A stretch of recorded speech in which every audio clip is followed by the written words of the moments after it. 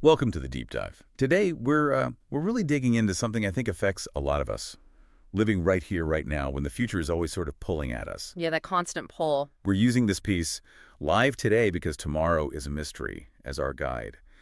So if you're looking to kind of cut through the noise and get some real insights on this, well, you're in the right spot. Exactly. We're told constantly, plan, prepare, save for tomorrow. And that's important, sure. Of course. But this text asks, are we maybe too focused on preparing?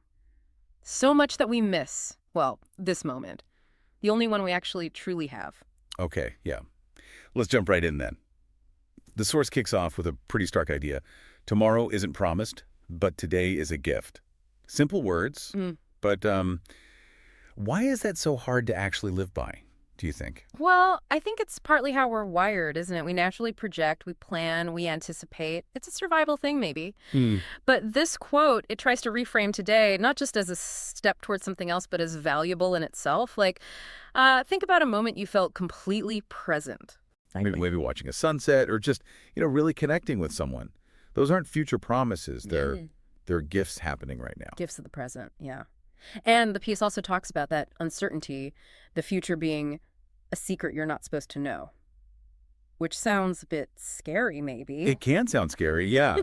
But the text suggests flipping that. Maybe not knowing is, okay, maybe it's even good. How so? Well, that unknown space, Yeah. that's where surprise happens, right? Yeah. Where unexpected growth can occur. If you knew every single thing coming your way, wouldn't life feel a bit, I don't know, flat? Yeah, maybe less vibrant. Exactly. So it's about shifting perspective, seeing uncertainty less as a danger and more as a space for possibility, for wonder even. It's a subtle shift. Yeah. Mentally. But then, okay, the text connects this back to what we do now. It says, every action, every choice, every word you speak today builds a path.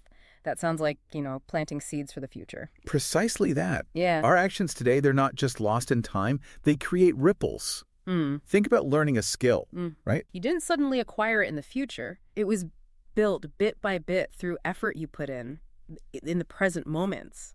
It shows we have agency, even when the bigger picture is uncertain. Agency, right. Now, something else that really hit home for me was this idea of waiting for the right time. The text calls it a trap. Why do we fall into that? It feels so common. Oh, definitely. I think often it comes from wanting things to be perfect, or maybe a fear we're not quite ready. Yeah, maybe fear of failing. Could be. But the thing is, those perfect conditions we imagine, they rarely line up exactly like that. And while we're waiting, well, life is happening. We risk just not acting, missing chances that are right here. What if the right time is just deciding it's time? It's just deciding. That's powerful. And all that waiting, all that future focus, it affects our peace right now, doesn't it? Oh, yeah. The source says peace is found in the present, not in predictions. Yeah. It feels like a call to just land back in our bodies. Absolutely. Worrying is kind of like paying interest on a debt you might not even owe, right? Yeah, that's a good way to put it. By bringing our focus back here to the present, we can actually find some calm, find some control, even with uncertainty swirling around. What can you actually influence now? Your breath, your next small action. That's where peace starts. And it's not just about dodging worry. The text makes this lovely point. The best memories are made in ordinary moments. We often focus on the big milestones. Yeah, the graduations, the weddings, the big trips. Yeah, but often it's the small everyday stuff that sticks, isn't it? It really is. And the key there is attention, being mindful. If we're always mentally leaping ahead, we just skim over the little joys, the quiet connections happening right under our noses, a shared joke maybe, or just a moment of quiet understanding. Those often become the memories we hold dearest. So it really boils down to engaging with today, actively. The piece wraps up saying, every day is a new page writes something worth remembering. It's about being the author, not just the reader, of our lives, even in small ways. Exactly. It's about being intentional, making those small, conscious choices to connect with someone, to create something, to just feel the moment fully. These little acts, they add up. They make a life feel rich, meaningful, full of memories. So yeah, this deep dive into live today because tomorrow is a mystery, it really hammers home the power we have right now in the present. And that final thought from the text really sums it up. Tomorrow is a secret, but today is a choice. A choice. Don't waste it worrying. Don't waste it waiting. Live it. Feel it. Honor it.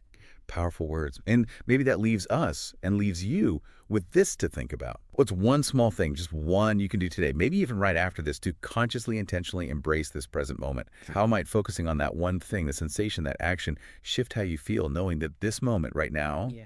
it's going to be a memory one day?